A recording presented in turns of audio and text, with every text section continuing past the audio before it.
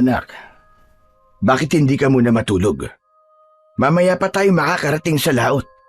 Sinabi ko naman sa'yo na huwag ka na kasing sumama sa amin sa pangingisda eh. Tay, bakit po ba kailangan niyo pang magsama ng maraming kalalakihan? Saka, ang laki po ng bangka natin, oh. Nagtataka lang po ako eh. Pwede naman pong tayo lang ang mangisda eh. Hindi naman po natin kailangan na magsama ng marami. Para naman pong sasabak tayo sa gera nito eh.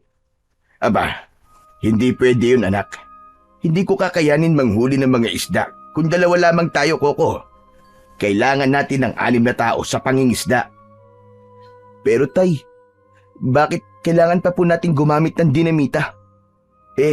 Paano po kung mahuli po tayo ng mga Coast Guard? Di huli po tayo. Makukulong tayo nun. Isa pa, hindi ko po maintindihan kung para saan po ang mga binibili niyong maraming uling. Samantalang nagpapatakbo sa balangay natin ay layag at sagwan lang. Hindi ko po kasi naiintindihan eh. Ano ka ba naman, Koko? Huwag mo nang pinakikialaman ng diskarte ko. Kaya nga tayo lumalayo sa isla para hindi nila marinig ang ingay ng mga dinamita. Anong gusto mo? Pabayaan ko na lang na mamatay kayo sa gutom, ganun ba? Sa ito lang ang alam kong kaya kong ibuhay sa inyong mag-ina eh. Bakit po kasi ayaw niyo pa akong payagang magtrabaho sa Maynila eh? Sus! Pinaligoy-ligoy mo pa ang usapan. Doon din naman pala papatak ang pag-uusap natin. Akala ko ba nagkakaintindihan na tayo, Koko? Hindi ba't sinabi kong ipagpapatuloy mo ang pag-aaral mo?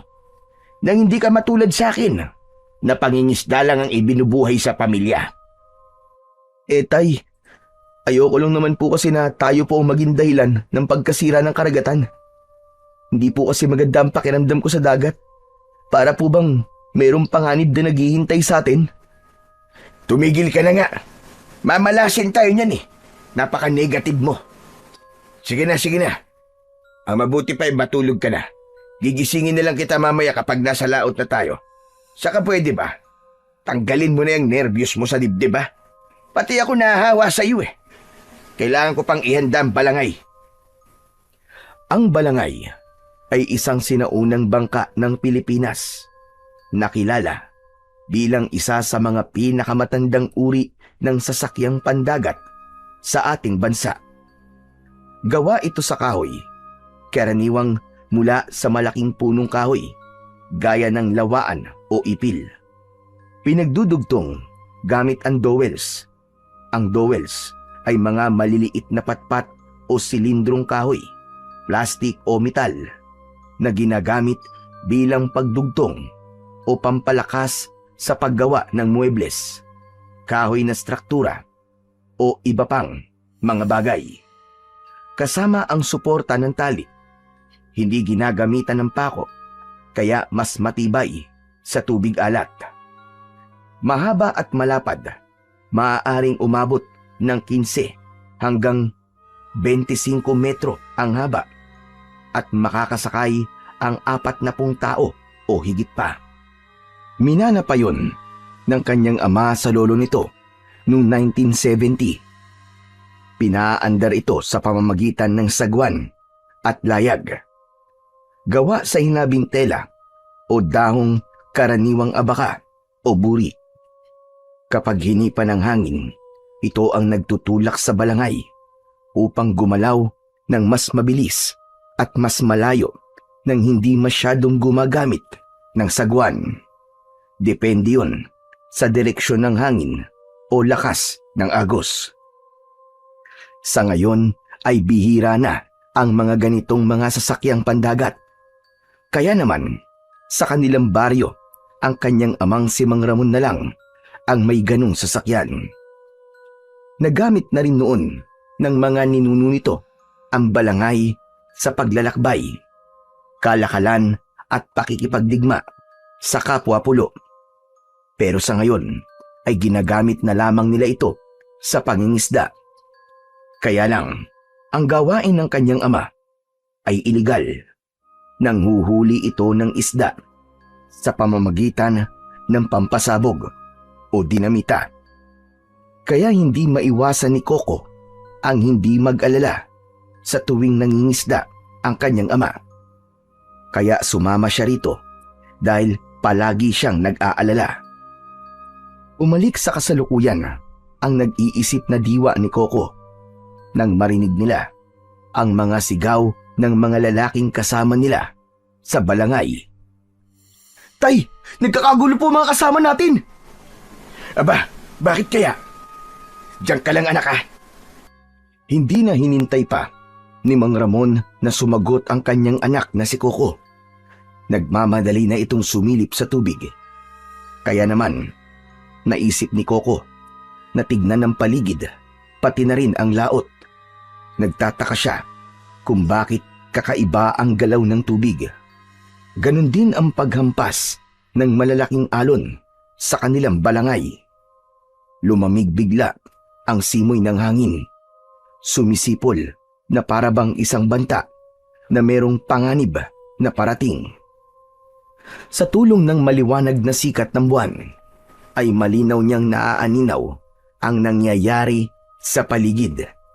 Mas lalong lumakas ang sigawan ng mga tao. Kulang na lang ay itaob ang kanilang sasakyang pandagat. Dahil sa hindi maintindiang sungit ng panahon, pinagmasdan ni Coco ang kanyang ama.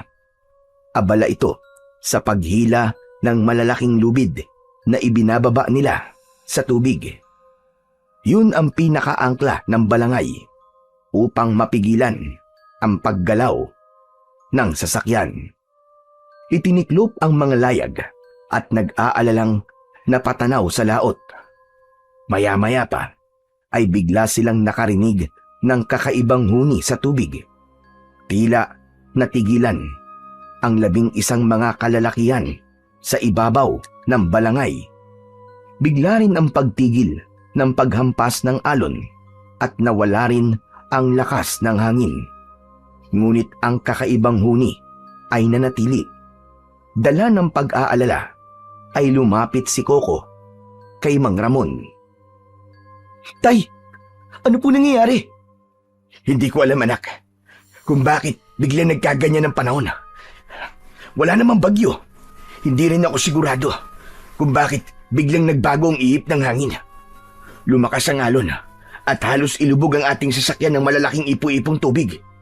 Sa tingin ko anak, nasa ibang direksyon tayo ng laot. Ngayon lang po nagkaganito ang dagat, Taya. Oo anak, tama ka. Ang alam ko, isa yung masamang pangitain o babala ng dagat para sa atin. Kung ganun po, Tay, kailangan na po natin bumalik sa bahay. Huwag na po tayong tumuloy, Tay. Kanina ko pa po talaga nararamdaman na parang kakaiba po ang paligid eh. Umalis na po tayo rito. Umuwi na po tayo. Hindi na natapos pa ni Coco ang kanyang mga sasabihin nang biglang sabay-sabay na namatay ang kanilang mga gasera. Nasira ang mga taklob nito at napuno ng pag-angil ang paligid. Isang kakaibang tinig ang kanilang narinig. Para bang nakakonekta sa kanilang puso. Ramdam na ramdam niya ang paggalaw ng kanilang balangay. Biglang sumigaw si Mang Ramon. Tila kampana yun sa kanyang pandinig dahil bakas ang takot sa boses ng kanyang ama. Mga kasama, ibaba mga sibat! Ihanda ang batong apoy! Bilisan nyo! Nariyan na sila! Tay, sino sila? Ano po sinasabi nyo? Mga isda anak. Maraming isda. Mayaman na tayo kapag nakahuli tayo ng kahit isa lang. Hindi maitago ang kaligayahan sa muka ng kanyang ama. Samantalang ang iba naman nilang kasamaan ay bakas ang takot at pag-aalala. Kaya hindi niya maintindihan kung bakit bigla rin ang kabang bumundol sa kanyang dibdib. Parang merong kakaiba na nangyayari sa paligid. Umalingaw-ngaw ang tunog ng pagbagsak ng batong apoy. Lumiwanag ang paligid dahil sa ningas ng mga bato na inihulog sa tubig. Yun marahil ang dahilan kung bakit maraming uling ang nagagamit ng kanyang ama sa tuwing naglalayag at nangingisda ito. Ang batong apoy ay isang pandigman sandata na itinutulak ng tao sa loob ng ilalim ng balangay bago ipapagulong pabagsak sa tubig. Dala ng pagtataka ay napatakbo si Coco sa gilid ng balangay at tinignan niya kung bakit ganun na lamang ang pagkakagulo ng mga taong kanilang kasama. Dahil anino lang ang nakikita niya sa tubig. Alam niyang kakaiba ang mga ulo na nakalitaw sa ibabaw ng tubig. Hindi yun mga isda, kundi pare ring tao na nakaabang sa pagbagsak ng mga bolang apoy. Ko, ano to? Ano kaya mga nakikita kong to? Mga isda kaya to? Imposible namang may ulo sila na parang tao. Coco, umalis ka sa gilid ng balangay. Huwag mo silang titignan. Sa pagharap ni Coco sa kanyang ama, ay nakita niyang nagkakagulo ang mga tao. Kanya-kanya ng dala ng mga sibat at bato na may nagbabagang apoy. Inaasinta nila ang mga nilalang na nasa tubig. Lahat ay hindi malaman ang gagawin. Hindi makagalaw si Coco dahil hindi niya naiintindihan ang mga nangyayari. Sa muling paggalaw ng balangay, ay nawalan ng balanse sa katawan si Coco. Bumagsak siya sa sahig, kasunod ng pagtama ng matulis na bagay sa kanyang likod. Gumuhit ang sakit sa kanyang kalamnan. Naramdaman niya ang tila tinik na dahan-dahang bumabaon sa kanyang laman. Halos kapusin siya ng kanyang paghinga. Mabuti na lang at merong isang anino na biglang pumasok sa loob ng kanilang bangka. Inalaban nito ang nilalang na tumusok sa kanyang likod. Yun marahil ang dahilan kung bakit biglang nagkagulo ang kanilang mga kasamahan. Isa lang ang ipinagtataka ni Coco. Ang hindi maintindiang pag-angil ay hindi huni ng isda, kundi huni ng mga halimaw na nakatira sa dagat. Kaya natitiyak niyang kakaiba ang nilalang na biglang sumalakay sa kanilang sasakyan.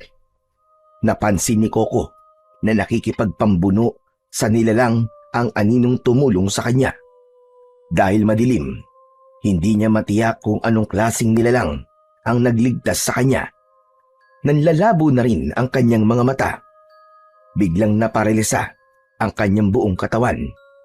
Tila ba may lason na pumasok sa kanyang sugat. Habang si Mang Ramon naman ay abala sa pakikipaglaban sa aninong nakikita niya sa ibabaw ng balangay. Hugis tao at sa pagdako ng kanyang paningin sa kalahating katawan ng nilalang ay bigla naman siyang nawalan ng malay. Hindi na niya alam ang mga sumunod na pangyayari. Kinabukasan ay nagising ang natutulog na diwa ni Coco sa malakas na boses ng mag-asawa. Nagtatalo ang mga ito sa labas ng kanyang silid. Galit na galit ang kanyang inang si Aling Sinaida sa nangyari sa anak.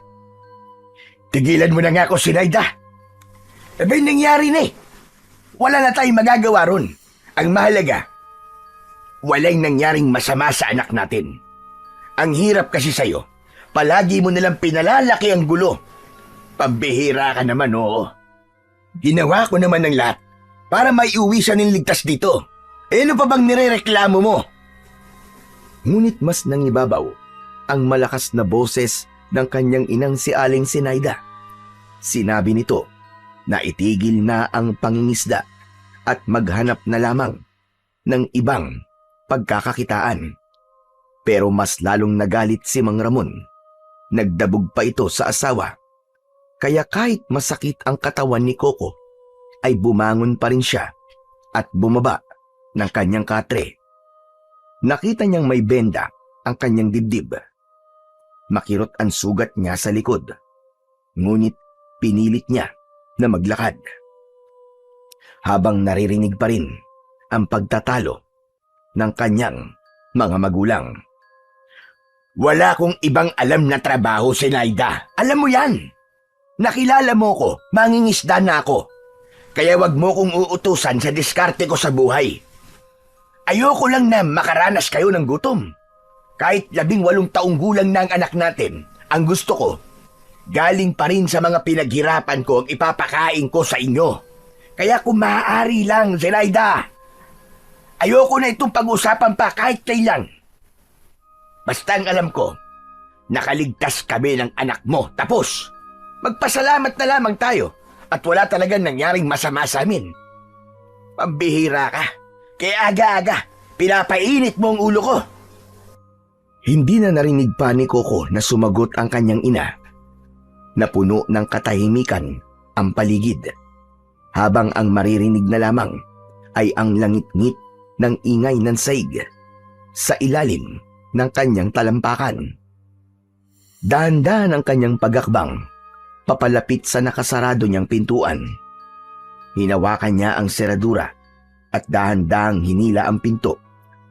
Bumukas ang pintuan at tumambad sa kanyang paningin ang nakaupong si Mang Ramon sa harap ng lamesa, habang si Aling Zenaida naman ay nakatayong nakaharap sa lababo. Alam ni Coco na kakaiba ang naging karanasan nila ng gabing yun. Kaya naiintindihan niya kung bakit gano'n na lamang ang galit ng kanyang ina sa kanyang ama.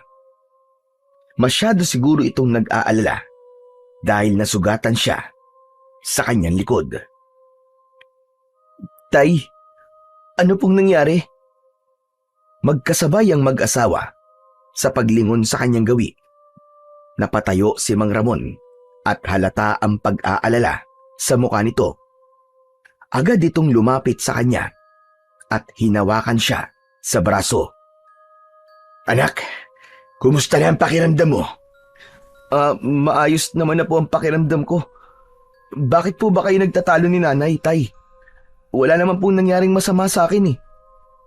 Ano po bang nangyari kagabi? Wala. Wala namang masamang nangyari, anak. Bigla ka lamang nawalan ng malay kagabi nang rumagasa ang maraming malaking isda. At tinamaan kanila ng buntot sa likod. Mabuti na lang at hindi naman malalim ang sugat mo. Tay, alam ko na po. Kakaiba ang mga nilalang na nakita ko kagabi. Tay, hindi po sila mga isda. Sigurado po ako ron. Ano bang nilalang ang pinagsasasabi mo, anak? Mga isda lang yun. Saka, hindi ko inaasahan na bigla kang tatamaan ng matulis na buntot ng isda sa likod mo. Nang mawalan ka ng malay, agad din naman silang nawala at naitaboy namin. Kaya huwag kang mag-isip ng ibang nilalang ang nakita mo. Madilim ang paligid, anak. Kaya akala mo, mga kakaiba sila. Pero tay, sigurado po ako sa nakita ko. Kung hindi nga po ako iniligtas ng nilalang na biglang lumitaw sa likuran ko, baka napahamak na po ako. At nakita ko rin po kayo na nakikipaglaban sa nilalang na sinasabi ko. Saka bakit kailangan niyo pong gumamit ng apoy na bato kung mga isda lamang po ang sumalakay sa atin kagabi? Sige nga po, tay. Anak, masyadong madilim ang paligid natin kagabi.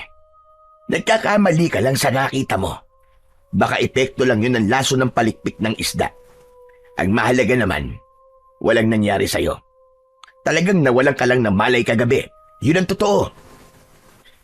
Hindi na ipinagpilitan pa ni Coco sa kanyang ama kung ano ang talagang mga nakita niya. Pero sa isip niya, alam niya na merong kakaiba sa laot.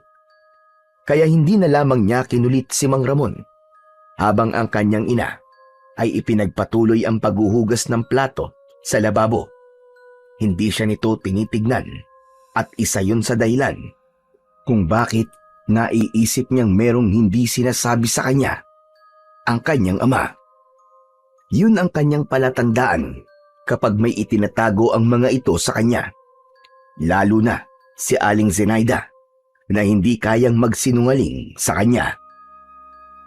Tay, gano'n na po ba kayo katagal na nangingisda? Aba, bakit naman pati yan naitanong mo pa, Coco? Gusto ko lang po talagang malaman kung bakit ang paraan ng panghuhuli niyo ng isda ay ganun. Nag-aalala lamang po ako na baka nagagalit na po sa atin ang karagatan, kaya umaahon na sila sa dagat. Sus! Ayan ka na naman sa mga paganyan-ganyan mo eh. Hindi ba't sinabi ko naman sa'yo na huwag kang mag-iisip ng mga ganyan, anak? Kaya kung ano-ano na lamang ang nangyayari sa atin eh. Pasensya na po kayo, Tay. Hindi lang po talaga mawala sa isip ko ang mga nangyari sa atin kagabi. Kahit ano pa pong sabihin nyo, hindi ko po talaga magawang paniwalaan kung totoo ba yung sinasabi nyo. Kalimutan mo na ngayon. Ang mahalaga nakaligtas ka. Sige na, sige na. Magpahinga ka na muna. Saka na labang tayo mag-usap. Kailangan ko pang pumunta kay Kapitan para magbigay ng konting pampalubag loob para malakas ang kapit sa barangay. At isa pa, huwag ka na munang pupunta ng dagat ha, para mamingwit ng isda. Sumulyap si Mang Ramon sa gawi ng kanyang asawa nang mahalata nito na masama pa rin ang loob ni Aling Zenaida ay hindi na nito nilapitan ang kanyang ina. Zenaida, bahala ka na rito ah. Baka gabi na akong makauwi. Sasama pa ako kay Kapitan para magronda sa kagubatan. Ikaw naman, Coco, huwag ka na munang umalis, lalo na kapag gabi. Delikado ngayon, lalo pat balitang-balita sa buong barangay ang tungkol sa pagkawala ng mga mangingisda. Baka mamaya niyan pumunta ka pa ng laot ng mag-isa. Kakaiba mga isda ngayon, masyadong agresibo. Hinintay ni Coco na makaalis ang kanyang ama na si Mang Ramon bago niya kinausap ang kanyang ina. Nay, aalis po ako mamayang gabi. Huwag na lamang po ninyong sabihin kay tatay ha. Bala ko po sanang manghuli ng isda ngayon. Gusto ko rin pong malaman kung anong klase bang isda ang sumalakay sa amin kagabi. Hindi ko lang po talaga kayang umalis nang hindi nakakapagpaalam sa inyo, Nay. Napabilis ang pagharap sa kanya ni Aling Zenaida dahil sa kanyang mga sinabi. Bumakas sa mukha nito ang pag-aalala. Hinawakan nito ang kanyang mga kamay at nakiusap na wag na siyang pumunta sa dagat. Hindi raw nito kaya kung merong mangyayaring masama sa kanya. Lalo pa at yun ang mahigpit na bilin ng kanyang ama. Nay, dati ko naman po itong ginagawa kapag wala si tatay. Bakit ngayon po bigla kayong nagkakaganyan? Nay, may alam po ba kayo sa mga nangyari sa amin kagabi? Ang totoo po, hindi ako naniniwalang mga isdang umatake sa amin kagabi.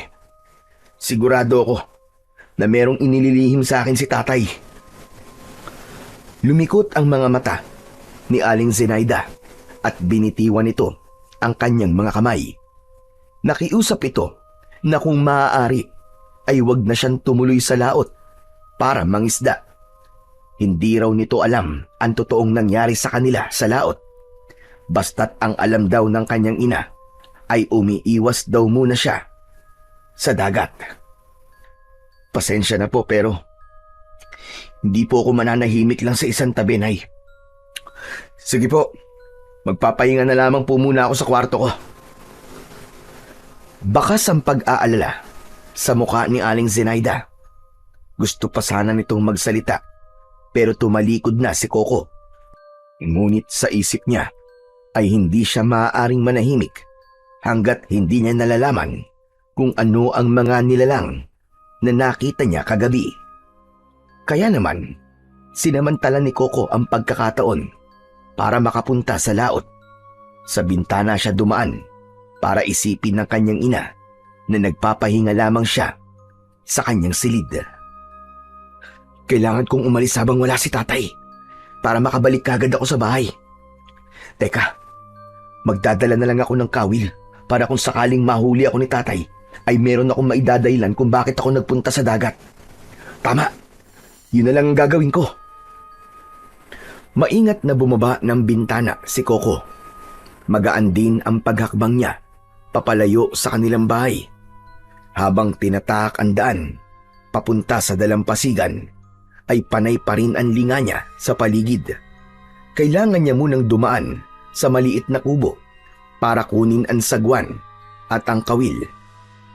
Pagtapat niya sa pinto ay sumulyap muna siya sa kanilang bahay bago tuluyang pumasok sa loob ng kubo. Sumalubong sa kanyang pang-amoy ang malansang singaw ng kubo. Ganon din ang malaking drum na merong butas-butas na bilog ang takip. Kulay asul yun na ngayon lamang niya nakita. Ngunit hindi niya yun pinansin. Ipinagpatuloy niya ang pagkuha sa kanyang mga gamit. Nang maihanda na niya ang mga gagamitin sa pangingisda, ay maingat niyang isinara ang pinto. Saka malalaki ang hakbang ng paa na pinuntahan niya ang pangpang ng dagat, kung saan ay naghihintay naman sa kanya ang maliit na bangkang demotor. Mabilis ang kanyang pagsakay sa bangka, sabay hila sa makina ng sasakyan.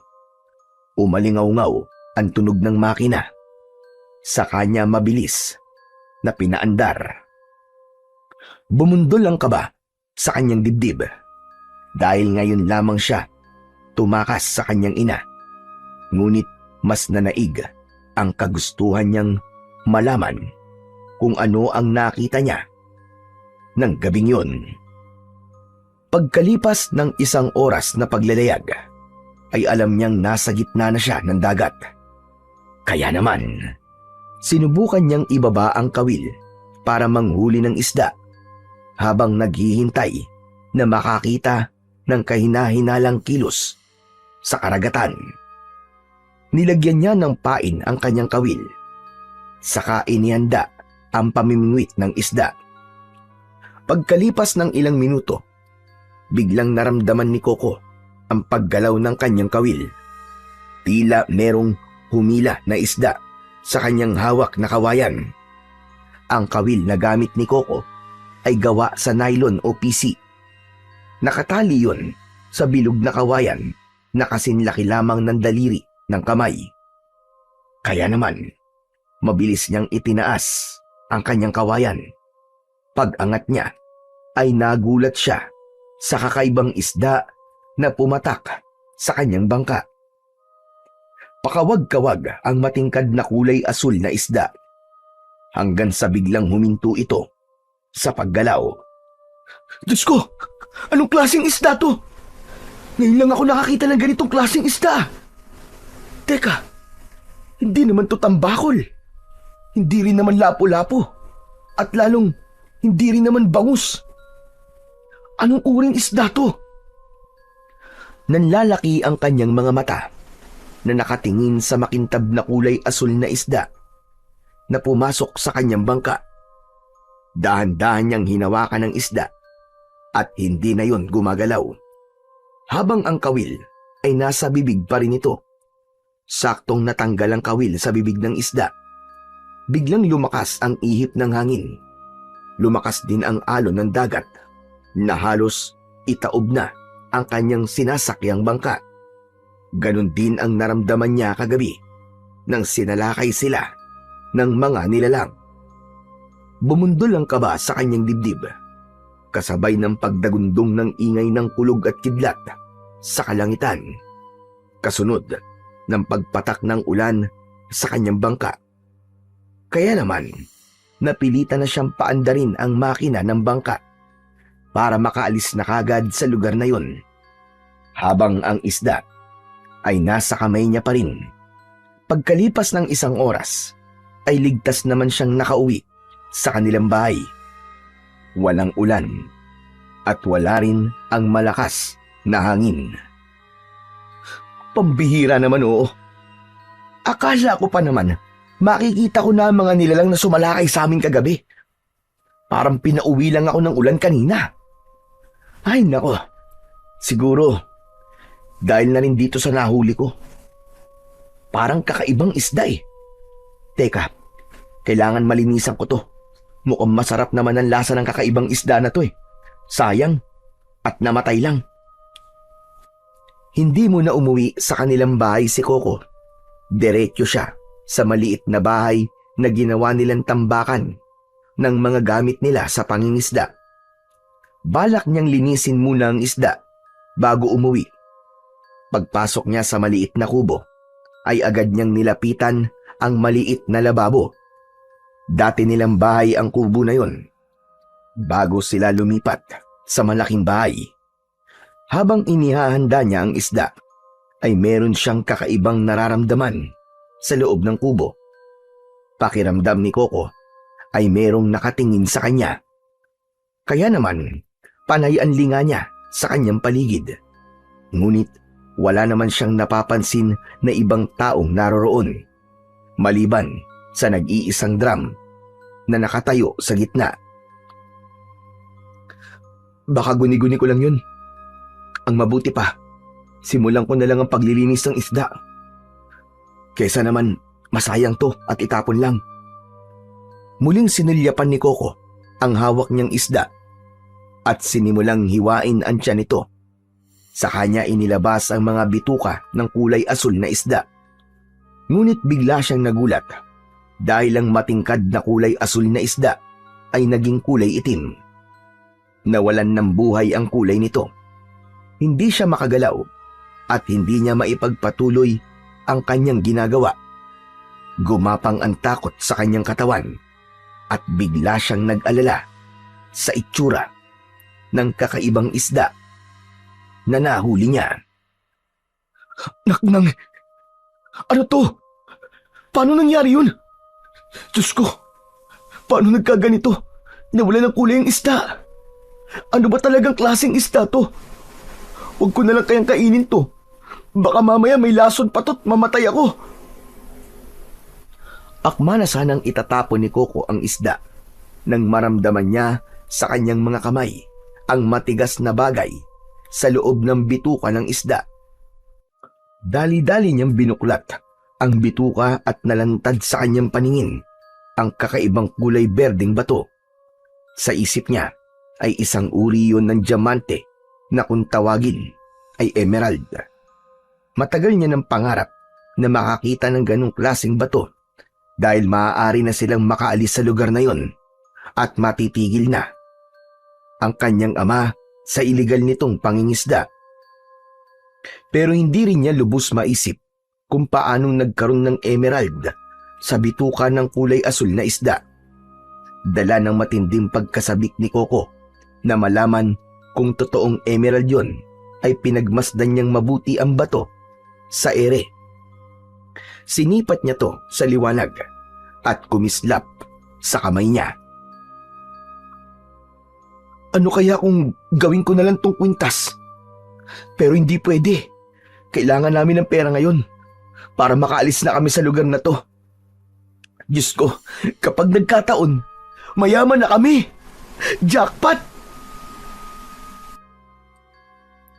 Habang abala si Coco sa pagsipat ng bato sa ere, ay bigla siyang nakaramdam ng sakit. Pagkapaso at malakas na kuryenteng gumapang sa kanyang katawan. Nabitiwan niya ang bato at bumagsak yun sa lupa. Pero ang sakit ng pagkapaso ay tila nararamdaman pa rin niya sa kanyang mga kamay. Biglang nanginig ang kanyang tuhod. Nagtataka siya sa kanyang naramdaman. Tila ba merong bumalot na malakas na bultahe ng kuryente sa kanyang katawan. Sinundan niya ng tingin ng bato at naghanap siya ng basahan na magagamit niyang pansapin para damputin ang bato. Dala ng takot ay maingat niyang kinuha ang bato. Gamit ang nakuhang basahan ay inilagay niya yun sa kanyang bulsa. Umaasa pa rin siya na ang batong nakuha niya ay isang emerald. Ang emerald ay isang uri ng mamahaling bato na kulay berde. Kadalasang ginagamit ito sa paggawa ng alas gaya ng singsing, kwintas o hikaw. Ang mga mataas ang kalidad na emerald ay may malalim at matingkad na berde na kulay at kadalasang galing sa Colombia, Zambia at Brazil. At kapag nagkataon ay siya ang kauna-unahang magkakaroon ng emerald sa kanilang baryo at nakuha pa niya sa bituka ng kulay asul na isda. Napaatras si Coco at nabanggaan niya ang kulay asul na drum. Bumagsak ang bagay na yon sa lupa. Akala niya tubig ang laman nun, ngunit nang marinig niya ang boses ng isang lalaki ay natigilan siya at saglit na nakalimutan ang tungkol sa bato na nakuha niya. Sino yan? Lumabas ka! Lumabas ka sa drum na yan! Hindi nagsalita ang lalaki sa loob ng drum. Para bang pinapakiramdaman ito kung ano ang gagawin niya rito. Itinutok ni Coco ang kutsilyo sa lalaking nasa loob pa rin ng drum, habang ang takip nito ay natanggal na. Lumabas ka dyan! Kung ayaw mong butasin ko ng kutsilyo yung tagiliran mo! Dahan-dahang lumabas ang lalaki, pagapang mula sa natumba na drum. Tumayo ito at bakas ang pag-aalala sa muka. Nakita ni Coco na mas matangkad ito sa kanya ng 2 pulgada. Meron itong matikas na pangangatawan. Kakaiba ang mga mata ng lalaki. Maamo ang muka at punong-puno ng pag-aalala na nakatingin sa kanyang kutsilyo. Sino ka? Bakit ka nagtatago sa drum na yan? Pasensya ka na. Ngayon lang ako nagising nang binangga mo ang drum na to. Huwag ka mag-alala. Hindi naman ako masamang tao eh. Kaya alisin mo na ang pagkakatutok ng kutsilyo sa akin. Wala akong gagawing masama sa'yo. Ang tanong ko muna sagutin mo. Ano bang ginagawa mo dyan? Sino ka, ha? Ang pangalan ko ay Dingdong. Pasensya ka na kung nagulat kita. Hindi ko rin alam kung paano ako nakarating dito. Basta ang natatandaan ko, nasa balangay ako kagabi. Ha? Kung ganun isa ka sa mga tauhan ni tatay, diyan ka lang nakatulog? Pambihira. Mabuti na lang sinabi mo kagad. Iisipin ko sana na magdanakaw ka eh. Ha? Hindi ako magdanakaw. Maniwala ka. Wala akong gagawing masama. Pero teka, bakit wala ka man lang suot na pang-itaas na damit? Kagabi pa ako walang damit. Kagabi pa, nang sumalakay ang mga nilalang sa balangay. Mabuti naman pala at may makakausap ako tungkol sa nangyari sa ating kagabi. Halika, samahan mo ako. Kailangan natin bumalik sa dagat. Naku, bakit naman tayo babalik ng dagat? Masyadong mapanganib. May gusto lang akong malaman. Manguhuli ulit ako ng isda.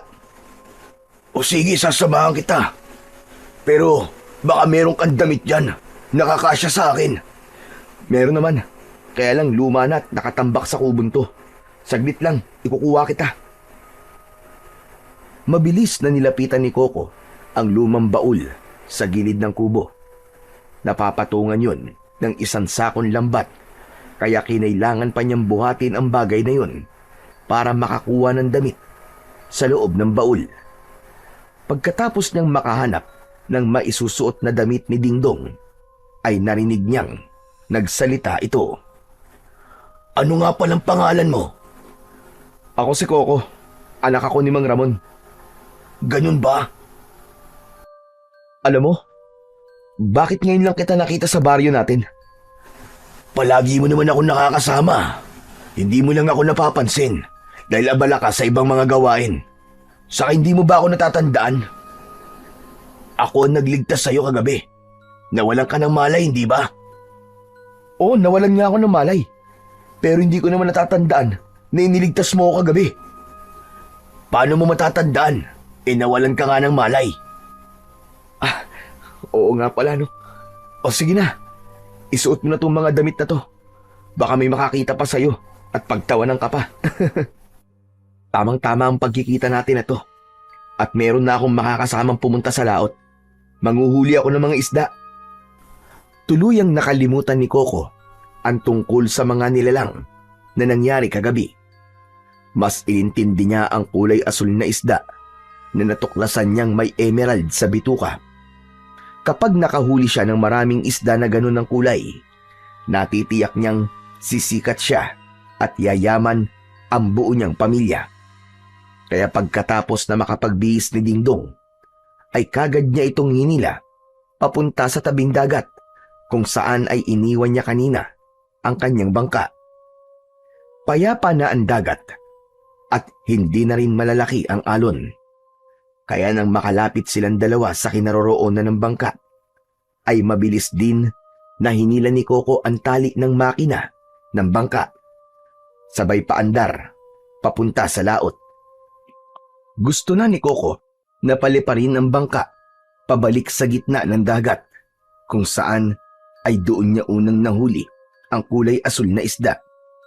Naniniwala siyang ang mga isda ay umiikot lamang sa lugar kung saan marami silang nahuhuling pagkain. Habang umaandar ang bangka, ay saka lang din nagkaroon ng pagkakataon na makapag-usap ang dalawa. Ano ba kasing gagawin natin sa laot, Coco? Delikado ang dagat ngayon. Matagal ng delikado ang dagat, Dingdong. Kagaya na lamang na nangyari sa ating kagabi. Hindi ako naniniwalang mga isda ang umatake sa ating kagabi. Pero sa ngayon, iba ang hanap ko. Meron akong gustong makita. Hindi na nagsalita pa si Dingdong. Inabala nito ang paningin sa pagtanaw sa tubig na kinaroroonan nila. Habang si Coco naman ay sabik nang makarating sa lugar na pinanggalingan niya kanina. Pagkalipas ng 1 oras, ay itinigil ni Coco ang bangkan di motor sa gitna ng laot habang gumagalaw ang kanilang bangka dahil sa alon na humahampas sa kanilang sasakyan. Nandito na tayo, Dingdong. Kailangan nating humuli ng kulay asul na isda. Pagkatapos nito, sasamahan kita sa bahay niyo para naman makilala ko mga magulang mo. Bihira ako magkaroon ng kaibigan eh. Magaan ang loob ko sa'yo, kaya alam kong mabuti kang tao. Pero wala namang kulay asul na isda sa dagat na to ah. Wala nang pero-pero, Dingdong. Merong kulay asul na isda sa dagat na to. Sa kasimula ngayon, magkaibigan na tayo ha. Ang mauhuli nating kulay asul na isda ay paghahatian natin. O ano, ayos ba yun sa'yo? Teka, ano bang sinasabi mong kulay asul na isda? Basta malalaman mo kapag nakahuli tayo. Mas marami, mas maganda. Tumayo si Dingdong at lumapit kay Coco.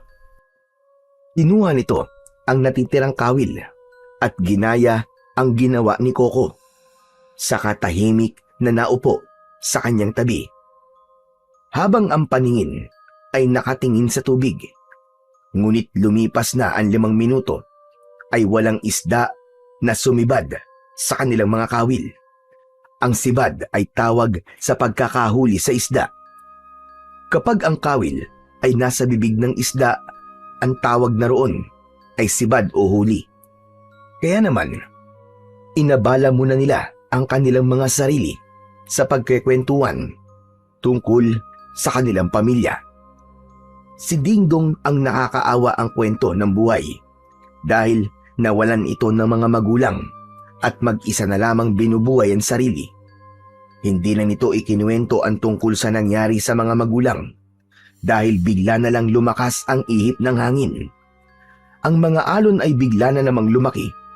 Ganon din ang kanilang paligid na biglang dumilim. Imbis na matakot si Coco, ay parang natuwa pa siya dahil iniisip niyang senyalis yun na makakahuli ulit sila ng kulay asul na isda. Ngunit hindi yun ang nangyari. Pakiramdam niya ay merong nilalang na nasa ilalim ng kanilang bangka. Tumagilid yun. Kaya naman ay bumagsak si Coco sa gilid ng bangka. Napahampas ang kanyang tadyang, pati na ang kanyang puwet. Napaigik siya sa labis na sakit. Nabitiwan niya ang kawil at nahaplos niya ang bahagi ng kanyang katawan na nasaktan. Naramdaman niya ang pagguhit ng matinding kirot sa bahagi ng kanyang katawan. Agad na lumapit sa kanya si Dingdong para alalayan siyang tumayo. Ayos ka lang ba, Coco? Nahulog na sa tubig ang kawil. Ang mabuti pa kaya ay umalis na tayo rito. Baka abutan pa tayo dito ng pagtaas ng mga alon eh. Delikado tayo rito. Pero hindi naman sana tayo magkakaganito kung walang bumangga sa bangka natin. Naniniwala talaga ako na mga halimaw sa dagat ang mga sumalakay sa atin kagabi. Bakit ba gusto mo pang malaman kung anong klaseng nilalang ang sumalakay sa atin kagabi? Hindi ka ba nag-aalala para sa buhay mo? Tara na! Sa ibang araw na lamang tayo mangisda. Bigla kasi ako kinabahan sa lugar na to. Para bang may mga nakatingin sa atin. Isa pa, kailangan mo munang ipatingin sa albularyo ang nangyari sa tadyang mo.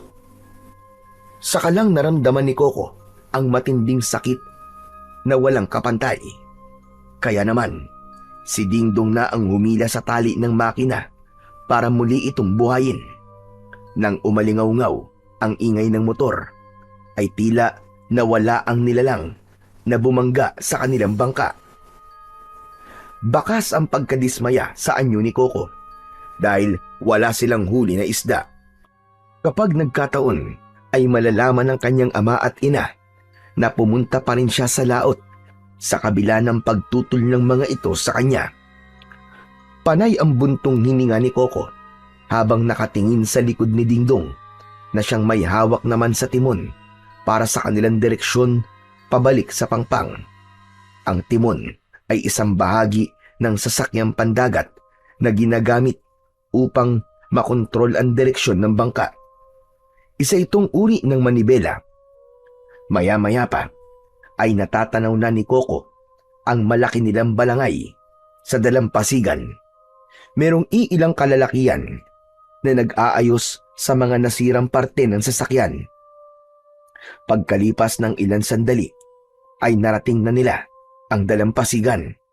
Agad siyang inilalayang makababa ni Dingdong habang hindi naman sila napapansin ng mga kalalakihang nag-aayos sa balangay.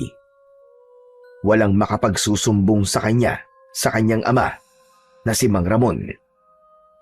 Coco, may alam ka bang albularyong makakagamot sa bali mong tadyang? Hindi naman to nabali eh. Nabugbog lang siguro to. Grabe namang kamalasan na nangyari sa akin. Kung alam ko lang na magkakaganito ako, hindi na ako bumalik sa laot. Aray, ang sakit. Ikaw naman kasi tong gustong bumalik dun eh. Di ko nga alam kung bakit kailangan mo manghuli ng kulay asul na isda. Eh sa tagal ko nang nakatira sa lugar na to, eh wala pa naman ako nakikitang ganong klaseng isda. Oo na. Wala na kung wala. Nakakainis lang. Wala na nga nahuli. Nabalian pa yata ako ng tadyang, aray ko. Aray. Tara na. Ikaw na magturo ng direksyon ng daan papunta sa bahay ng albularyong gagamot sa'yo. Naalala ni Coco ang 60 taong gulang na albularyong si Lolo Toyo. Magaling ang matanda pagdating sa mga pilay. Konting haplos lang ng kamay nito ay agad na nawawala ang masakit sa katawan ng nagiging pasyente nito. Kaya alam niya na matutulungan siya ng matandang albularyo. Kaya lang naman Lolo Toyo ang tawag sa matanda ay dahil sa madalas nitong pagkikwento ng mga kabawalagan na nangyayari nung sinaunang panahon at kabataan nito. Pati nga kwento ng ninuno nito ay alam pa ng matanda. Kaya sa panahon talaga nila ngayon ay iisipin ng iba na malaki na ang sira ng ulo ng matanda. Kaya nga may toyo. Pero sa kabila naman ng lahat ay marami pa rin ang naniniwala sa kakayahan at abilidad ng matanda sa panggagamot. Habang tinatahak nila ang daan papunta sa bahay ni Lolo Toyo, ay abala rin ang isip ni Coco tungkol sa kulay asul na isda. Gusto niya nang makahanap ng maraming asul na isda. Hindi siya makukontento sa isa lang dahil balak niyang humuli ng mas marami. Para kapag marami na siyang pera, ay tutulungan niya ang kanyang mga kababaryo na maghanap na lang ng ibang pagkakakitaan para hindi na kailangang gumamit pa ng mga dinamita para manghuli ng isda at hindi masira ang likas na yaman ng dagat. Kaya naman, hindi niya namalayan na nakarating sila sa bahay ni Lolo Toyo. Kagaya ng inaasahan, maraming tao sa labas ng bahay nito. Nakapila ang mga ito para magpagamot sa matanda. Lahat ay napilayan sa iba't ibang klasing mga dahilan. Ang mga nanggagaling naman sa loob ng bahay ni Lolo Toyo ay masaya ang muka dahil napagaling sila ng matanda. Bukod pa roon, ay nakita niyang merong mga tapal na dahon ang mga ito sa bahagi ng katawan na merong pilay. Maya-maya pa ay biglang nagsalita si Dingdong. Ikaw na lang ang pumasok sa loob ng bahay ng albularyo. Maraming pasyente. Makakasikip lang ako. Hihintayin na lang kita rito. Sigurado ka ba? Pwede ka naman umuwi na muna. Paano ka naman makakapaglakad ng maayos kung wala kang alalay? Isa pa, sabi mo kanina magkaibigan na tayo, di ba? Kaya magmula ngayon, wala nang iwanan. Sanggan dikit na tayo. Sabay angat ni Dingdong ng kamao na para bang nakikipag-appear kay Coco sa pamamagitan ng pagsuntok nila sa kamao ng isa't isa. Nakangitim pinagdikit nila ang mga nakakuyom nilang kamao bilang tanda ng simula ng kanilang pagiging magkaibigan. Maya-maya pa ay nagpasya na si Coco na pumasok sa bahay ng matanda habang paika-ika sa paglalakad. Iniwan niya ang bago niyang kaibigan na nakatayo sa labas ng balkonahe ng bahay ng matanda. Nilampasan niya ang mga nakapila sa hagdanan at diretso siyang pumasok hanggang sa sala ng bahay ni Lolo Toyo. Nakita niya tong nakaupo sa kawayang bangko habang abala sa paglalagay ng mga dahon sa lalaking nakaupo sa harap nito. May katabi ang matanda na lumang gasera na walang takip. Doon nito, inilalaib o itinatapat ang mga dahon para initin, saka ilalagay sa parte ng katawan ng may sakit. Pag nailagay na nito ang dahon, ay saka nito hinihilot ang pilay at makikita na namimilipit sa sakit ang lalaking nagpapagamot. Ilang minuto pagkatapos na magamot ang lalaki, ay mapapansin sa mukha nito ang ginhawa. Ang pasyenteng hindi maayos makapaglakad ay biglang nakatayo nang hindi ginagamit ang saklay. Patunay ang saklay nito na nasa tabi ng lalaki. Dinampot at itinaas nito para ipakita sa kanila na magaling ang matanda at napagaling nito ang pilay ng lalaki. Napangiti si Coco sa husay ni Lolo Toyo, pero natigilan siya ng diretsyong napatingin sa kanyang gawi ang matanda. Dahil doon, kay Coco nabaling ang atensyon ng mga naroroon. Hoy! Hoy, ikaw! Halika rito! Lumapit ka! Ako po. Pero, marami pa pong nakatayo sa labas ng bahay niyo eh. Nakapila po sila para magpagamot po sa inyo. Pero ikaw ang nasa unahan. Halika rito! Sumigit ka sa pila! Opo. Pasensya na po pero okay lang naman po kaya kung mamaya na ako. Gusto ko lang po mapanood muna kung paano po kayo manggamot. Huwag ka nang mahiya, iho. Alam ko na hindi mo na kaya sakit sa tadyang mo. Halika rito. Maiintindihan naman nila na higit mong kailangan na magamot kagad. Sa katunayan, dito tayo sa loob ng silid na to para makita ko kung gaano kalaki ang pinsala sa katawan mo. Halika na. Mas malala ang kalagayan mo kaysa sa kanila. Wala naman po akong pinsala eh. Talagang masakit lang po itong tadyang ko. Tumayo si Lolo Toyo at lumapit sa kanya. Inalalayan siyang pumasok sa itinuturo nitong silid kanina. Kaya wala nang nagawa si Coco, kundi ang sumunod sa matandang albularyo. Naramdaman niya ang mainit na palad ni Lolo Toyo sa kanyang braso. Pagkatapos ay inalalayan siyang maglakad papalapit sa pintuan. Maya-maya pa ay pumasok na sila sa maliit na silid ng matanda. Tumambad sa kanyang paningin ang mga boteng maayos na nakahilera sa estante. Tila mga langisyon na ginagamit ng matanda sa panggagamot. Maupo ka muna sa gilid ng katre at ihahanda ko ang mga gagamitin kong panghilot sa iyo. Habang umuupo sa gilid ng katre ang binata, ay abala naman ang kanyang paningin sa paglibot ng tingin sa loob ng kwarto ng matanda. Amoy insenso at kamangyan ang loob ng kwarto, habang ang maliit na bote na kinuha ng matanda ay merong kakaibang kulay.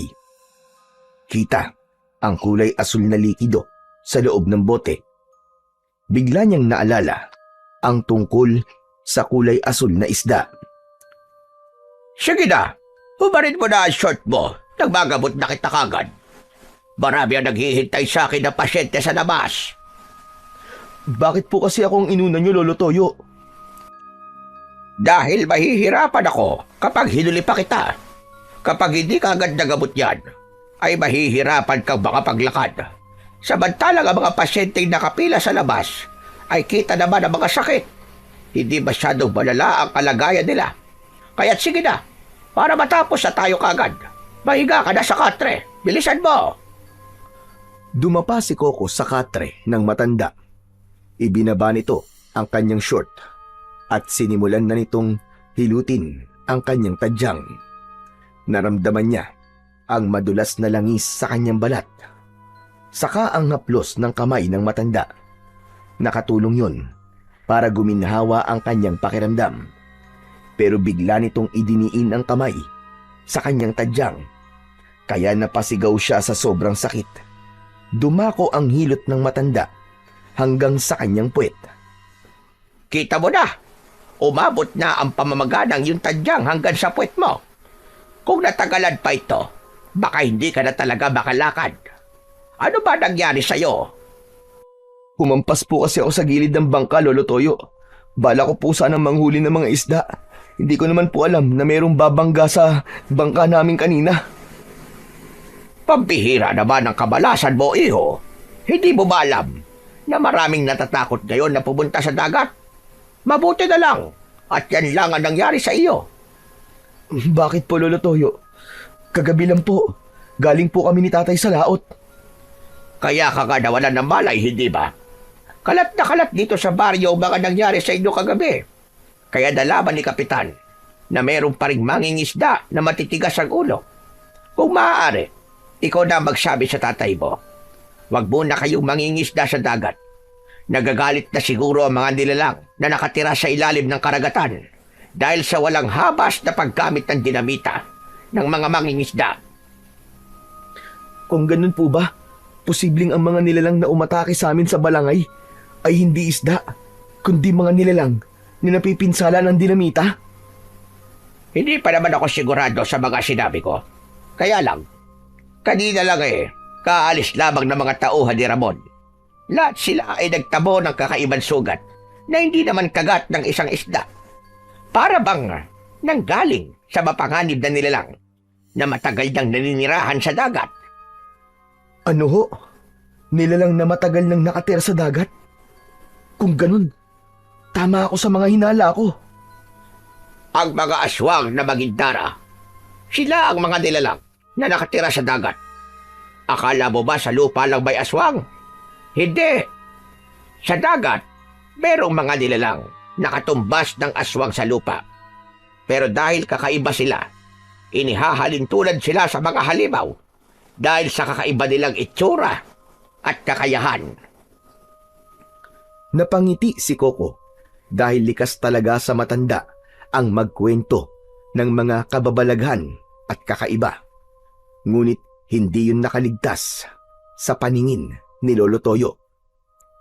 Hindi ka ba naniniwala sa mga sinasabi ko? Ang tatay mo, alam niya ang tungkol sa mga magindara.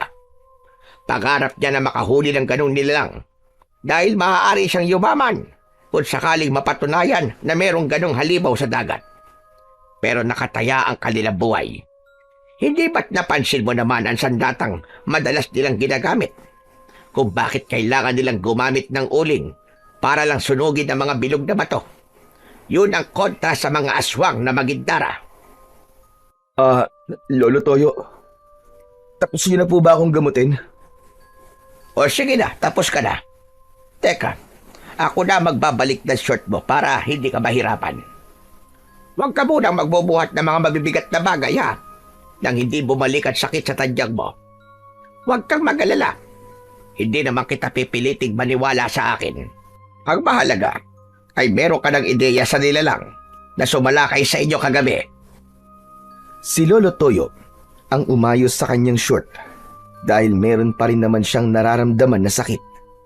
Pagtaas ng matanda sa kanyang salawal ay naramdaman niya na natigilan si Lolo Toyo. Meron itong nahawakan sa loob ng kanyang salawal. Saka lang din naalala ni Coco ang emerald na nasa bulsa niya na nakuha niya sa loob ng bituka ng kulay asul na isda. Teka, ano ba itong nakakapako sa bulsa mo? Iyan po ba? Nakuha ko po yan sa loob po ng bituka ng isdang nahuli ko kanina. Tingin ko nga po isa po yung emerald Patingin nga po. Si Lolo Toyo mismo ang kumuha ng bato sa loob ng kanyang bulsa. Saka nakakunot ang noo na sinipat ang bato sa ere. Namutla ang matanda at bumakas ang takot sa anyo nito. Paano mo itong nahanap? Kung hindi ako nagkakamali, mutya ito ng mahiwagang asul na isda. Tuluyang napatawid ng tayo si Coco nang makitang seryoso ang muka ng matanda. Hindi ito isang emerald na maaari mong ibenta, Coco, sapagkat isa itong makapangyarihan na magagamit mo laban sa kampo ng kadiliman. Isang mutya? Laban sa kampo ng kadiliman? Seryoso po ba talaga kayo sa sinasabi nyo? Oo naman. Hindi ginagawang biro ang tungkol sa mga mahihiwagang bagay na to, lalo na kapag tungkol sa mutya. Sige, hawakan mong mutya. Biglang naalala ni Coco ang sakit na nararamdaman niya nang mahawakan niya ang bato. Nakaramdam siya ng sakit na malakuryente ang epekto sa kanyang kamay. Kaya sunod-sunod ang pag-iling niya at pagtanggi na hindi hawakan ng bato. Lolo Toyo, kayo na po magbalik ng bato sa bulsa ko. Nang mahawakan ko po kasi ang batong yan, ay naramdaman ko po ang sakit, parang napaso po ako sa apoy. Iyon ang patunay na isang ambutsa na mahiwagang asul na isda ang nakuha mo. At naniniwala ko kaya mo na itong hawakan ngayon. Dahil nung una mo palang na mahawakan ng mutya na yan, ay lumipat na sa iyo ang kapangyarihan yan. Ito na lamang ang sagisag ng magbibigay ng bisa sa iyong kapangyarihan. Kaya mahahawakan mo na ang mutya, walang duda. Sige, subukan mo. Iniabot sa kanya ni Lolo Toyo ang mutya. Kaya nanginginig ang kanyang kamay na kinuha niya ang bato sa kamay ng matanda. Totoo ang sinabi nito. Hindi na siya nakakaramdam ng kakaibang reaksyon mula sa mutya.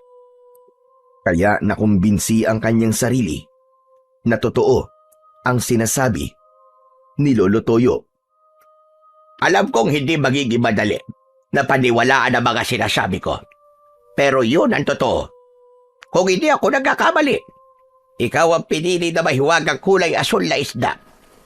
Kaakibat nito ang isang misyon na pipigil sa mga aswang sa dagat. Mararamdaman din nila na wala na ang mutya sa kanilang balwarte o teritoryo. Ang isda mismo ang lumapit sa iyo. Pero namatay po siya at kasalanan ko po yun. Yun ang sakripisyo ng isdang nagtataglay ng mutya, kapalit ng pangangalaga nila sa likas na yaman ng tubig. Ang paglitaw ng mutya ng mahiwagang kulay asul na isda ay senyales ng nalalapit na pagkalat ng salot, sakuna at panganib na magdudulot ng kaguluhan sa mga tao. Paano niyo pong nasabi ang tungkol sa salot, Lolo Toyo?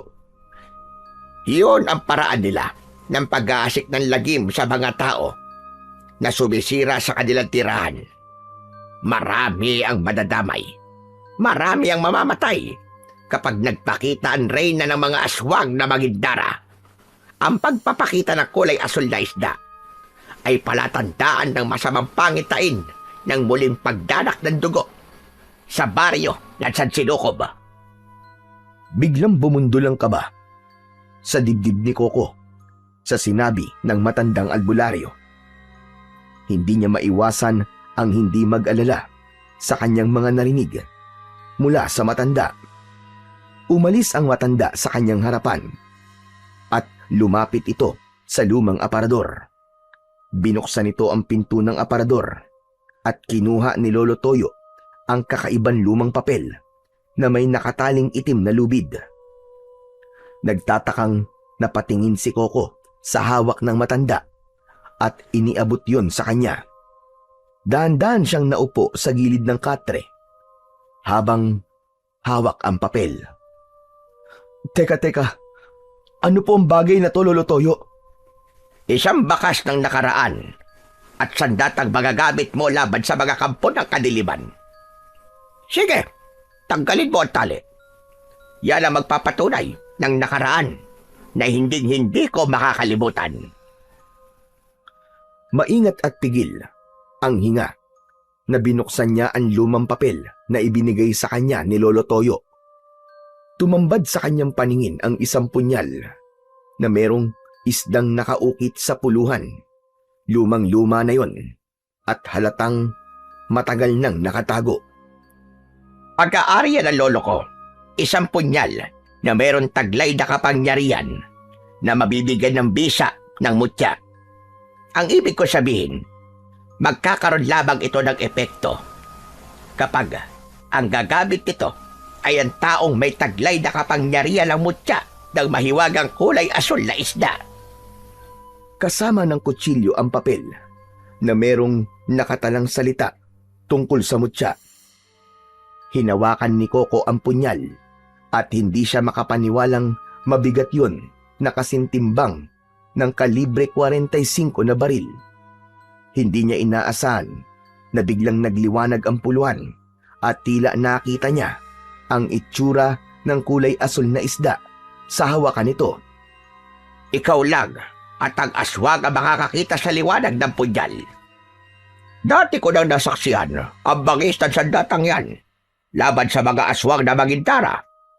Alam ko ang kwento kung paanong lumaban ang mga halimaw at natalo sila ng kapangyarihan ng punyal na may bisa ng mutya ng asul na isda.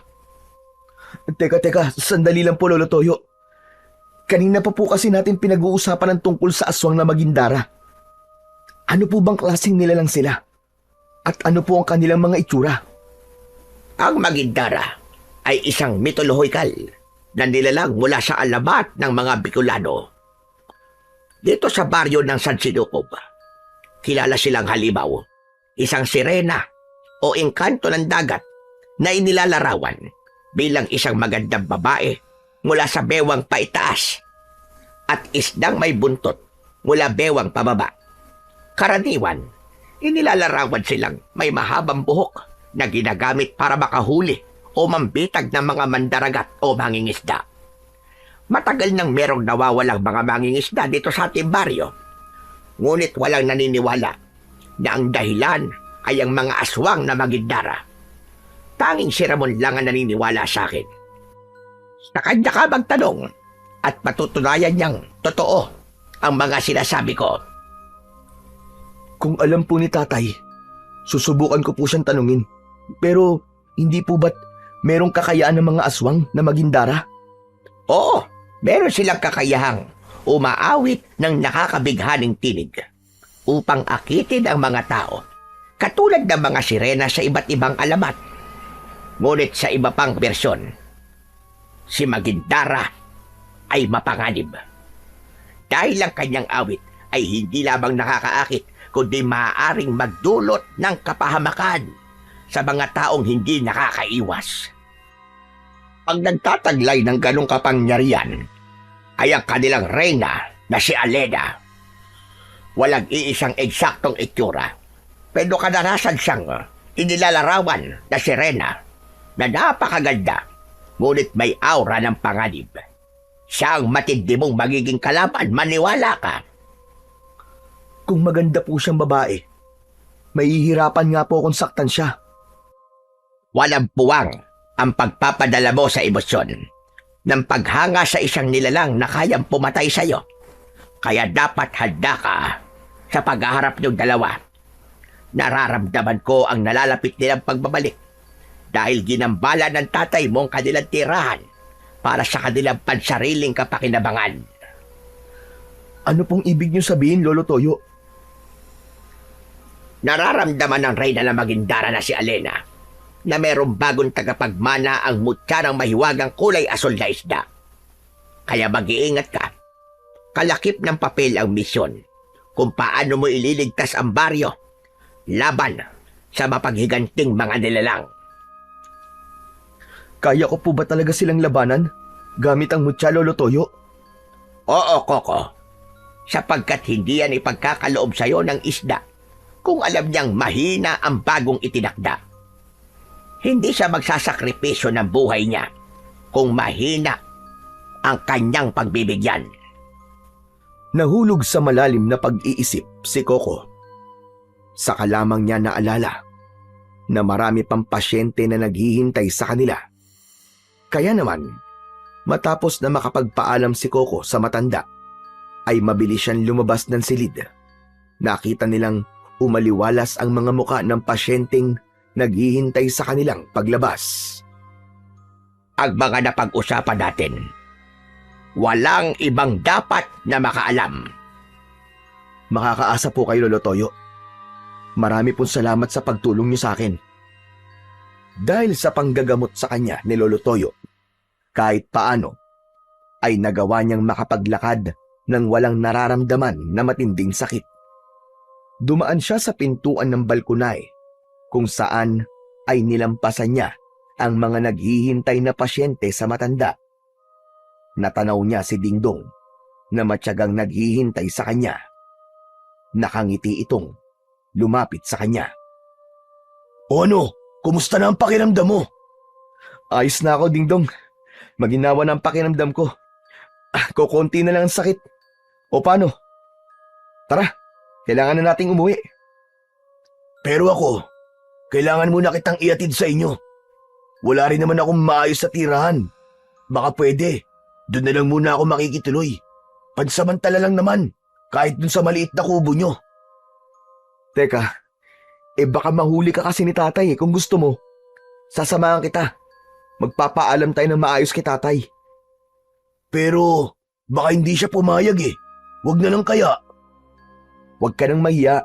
Tingin ko naman ipapayag si tatay kasi kilala ka naman niya, di ba? Tila napansin ni Coco na parang bumukas ang pag-aalala sa muka ni Dingdong. Kaya naman, inakbayan niya ito at inaya na niyang maglakad pauwi sa kanilang bahay. Ngunit pagdating nila roon, ay nakita niyang nakatayo si Mang Ramon.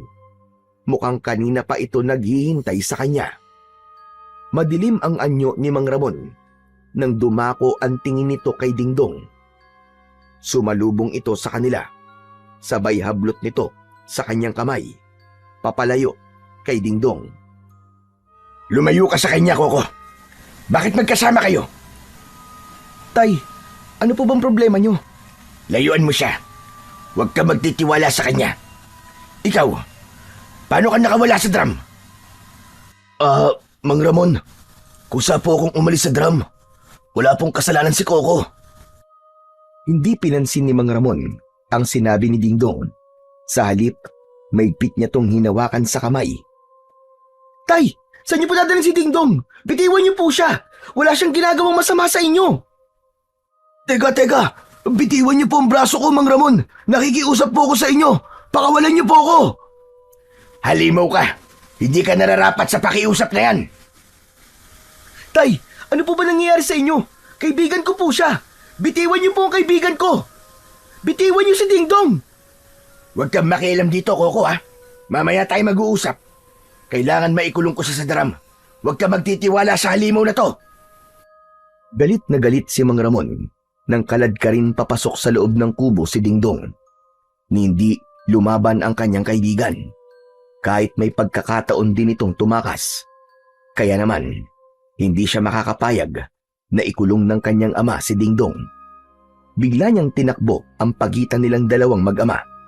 Kaya bago pa man makarating ang mga ito sa loob ng kubo, ay nabawi na niya ang kaibigan. Nahablot niya ang kamay ni Dingdong mula sa pagkakahawak ng kanyang ama. Saktong nabitiwan ito ang kamay ni Dingdong. Mabilis nang niyakap ni Coco ang katawan ni Mang Ramon para pigilan itong hawakan ulit ang kaibigan. Dingdong, sige na! Tumakbo ka na! Tumakas ka na! Bitiwan mo ako, Coco! Umalis ka sa harap ko! Huwag mo akong pigilan! Hindi mo alam ang ginagawa mo! Coco, hindi ako aalis. Umalis ka na! Bilisan mo! Hindi mo alam kung ano mangyayari sa'yo kapag hindi ka pa umalis. Hahanapin na lang kita. Sige na! Tumakas ka na! Takbo na! Wala na ngang nagawa si Dingdong, kundi ang tumakbo papalayo sa kanilang kinaroroonan. Habang maigpit naman na niyayakap ni Coco ang kanyang ama na walang tigil sa pagpupumiglas para habulin ang papalayong si Dingdong. Nang makawala ang kanyang ama, ay isang malakas na suntok ang dumapo sa kanyang muka. Bumagsak siya sa lupa habang humihingal na napatingin sa muka ng galit na galit niyang ama. Lintik ka! Mas kakampihan mo pa ang tarantadong yun kaysa sa akin. Ako ang ama mo. Pinatakas mo na laking yun. Pera na. Naging bato pa. Tay, ano po bang ibig niyo sabihin? Binabalak niyo po bang pagkakitaan ng pera si Dingdong? Ano gagawin niyo sa kanya, Tay? Pati ba naman tao, ipinagbibili niyo na? Wala kang alam sa halaga ng pinakawalan mo, Coco. Kung di lang kita anak, baka napatay na kita. Kung hindi ko rin po kayo ama, iisipin ko nasisiraan na po kayo ng ulo. Pakiramdam ko, marami kayong tinatago sa akin, Tay. Hindi po ganyan ang pagkakakilala ko sa inyo dahil mabuti po kayong tao. Mabilis na bumangon si Coco at sinalubong ang galit na tingin ng kanyang ama. Pinunasan ni Coco ang dumugo niyang labi. Hindi niya matanggap na para sa pansarili nitong dahilan ay magagawa siya nitong saktan. Bigla niyang naalala ang naikwento sa kanya ni Lolo Toyo. Marahil ay alam nga ng kanyang ama ang tungkol sa mga nilalang na nakatira sa dagat. Pero bakit pati ang kaibigan niyang si Dingdong ay nadamay sa galit ng kanyang ama? Hindi ko akalain na pakikialaman mo ang ginawa ko, Coco. Binigo mo ko. Wala kang kwentang anak. Wala na po akong pakialam. Kung wala na akong kwentang anak para sa inyo, ang mahalaga ay nailigtas ko ang kaibigan ko, Tay. Meron po ba kayong tinatago sa akin? Meron po ba kayong hindi sinasabi sa akin? Alam ko po ng gabing yun, hindi isda ang sumalakay sa atin sa balangay. At hindi rin po kayo maghahanda ng ganong sandata para lamang sa isang isda. Ang totoo, hindi po isda ang hinuhuli nyo, kundi ang aswang na Magindara. Dahil maaari kayong kumita ng malaking halaga para sa mga sirena na mahuhuli nyo. Pero si Dingdong, Tay, tao po siya, hindi siya hayop, at lalong hindi siya Magindara. Ang hina talaga ng isip mo. Hindi lang babae ang Magindara, Coco. Meron ding lalaking katulad ng mga tao na kapagpaparami sila ng lahi sa pamamagitan ng kanilang pagtatalik. Kaya ang kaibigan na tinutukoy mo, alam ko, hindi siya tao. Isa siyang sokoy. Tao po siya, Tay, tao siya.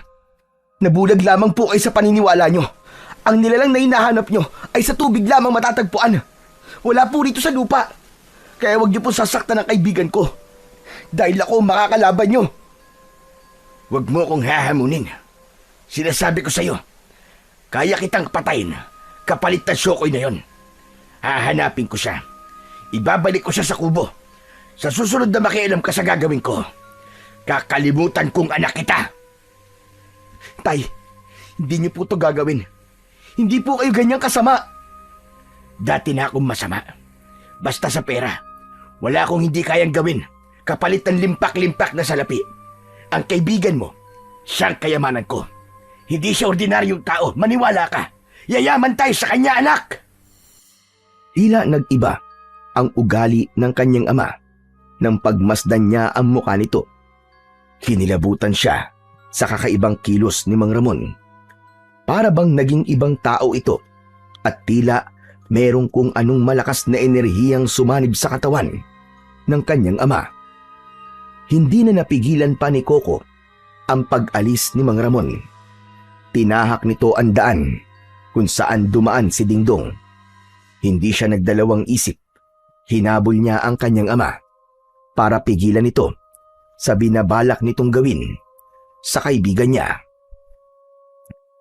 Tay! Tay, bumalik kayo! Huwag niyo itong gagawin! Nakikiusap ako sa inyo! Tay!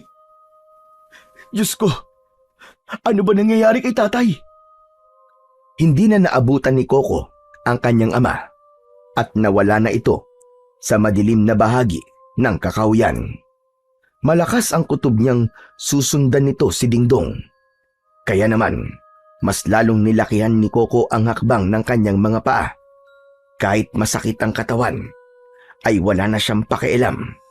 Ang mahalaga, maabutan niya si Mang Ramon at hindi ito magtagumpay sa binabalak nito. Pagkalipas ng ilang minutong pagtakbo, ay tuluyan nang nawala sa kanyang paningin ang kanyang ama hanggang sa makarating siya sa dalampasigan. Naramdaman niya ang buhangin sa kanyang talampakan. Walang bakas ng paa sa buhangin na magsasabing dumaan doon ang kanyang ama. Diyos ko, nasa na po si tatay?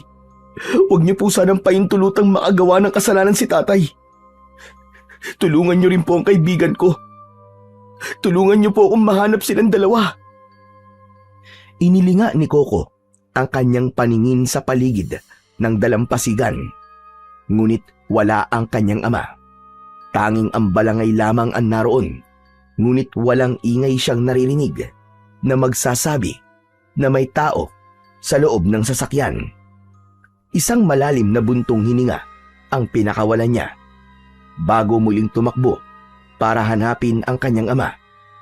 Naramdaman niya ang punyal sa kanyang tagiliran, maging ang mutya sa kanyang bulsa. Naalala niyang naitabi niya ang mga sandata bago pa man siya makita ni Mang Ramon. Nasaan na kaya sila? Saan kaya nagtago si Dingdong? Akma na sanang aalis si Coco sa lugar na yon nang marinig niya ang galit na boses ng kanyang ama na inuutusan ang mga kasama nito na kailangang ihanda ang balangay. Mabilis na nagtago si Coco sa likod ng puno ng nyog. Mabuti na lang at nag-aagaw dilim at liwanag na ng mga sandaling yon. Umalingaw-ngaw ang malakas na boses ng kanyang ama sa katahimikan ng paligid, habang ang ingay ng hampas ng alon ay nagdulot naman ng kaba sa dibdib ni Coco. Sige na! Bilisan niyong kumilos! Hindi pa yun nakakalayo. Siguradong bumalik siya sa tubig. Kayo na maganda ng lantaka. Uubusin natin silang lahat. Diyos ko, bakit nila kailangan gamitin ang lantaka? Delikado yun sa mga corals. Hindi maaari. Marami ang mamamatay na isda. Talagang nasisiraan na ng ulo si tatay. Hindi siya maaaring magtagumpay sa kanyang gagawin. Kailangan mapigilan ko siya. Ang lantaka ay ang pandigman sandata na may balang bilog na apoy na makikita o ginagamit sa balangay. Isang uri ng maliit na kanyon na karaniwang nakakabit sa mga bangka. Ginagamit ito ng mga mandirigmang Pilipino noong panahon bago dumating ang mga Kastila hanggang sa panahon ng kolonyalismo. Ang bala nito ay maaaring bakal, bato o minsan ay pinapaputok ng may apoy, kaya nagmumukhang bolang nagliliyab. At yun ang ginagamit ni Mang Ramon kapag merong banta ng kalaban sa gitna ng karagatan. Hindi maiwasan ang hindi mag-agawan ng teritoryo, lalo na kapag tungkol sa likas na yaman ng dagat. Kaya isang palatandaan yun na hindi nagbibiro si Mang Ramon. Maingat at magaan ang hakbang ng mga paa ni Coco nang sumunod siya sa mga tauhan ng kanyang ama. Kaya hindi niya napapansin ang anino rin na nakasunod sa kanya. Si Dingdong ay lihim ding nagmamatsyag sa ginagawa ni Mang Ramon.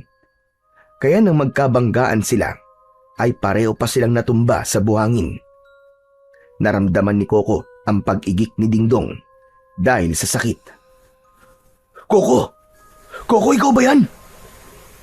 Oo, ako to. Anong ginagawa mo rito? Hinahanap ka nila. Dapat nagtatago ka. Kailangan ko sundan si Mang Ramon. Gusto kong malaman kung bakit siya gumagamit ng ganun sandata. Kailangan mapigilan siya bago niya masira ang tirahan ng Reyna. Malalagay sa panganib ang buhay ng tatay mo, panigurado. Ha? Anong ibig mo sabihin?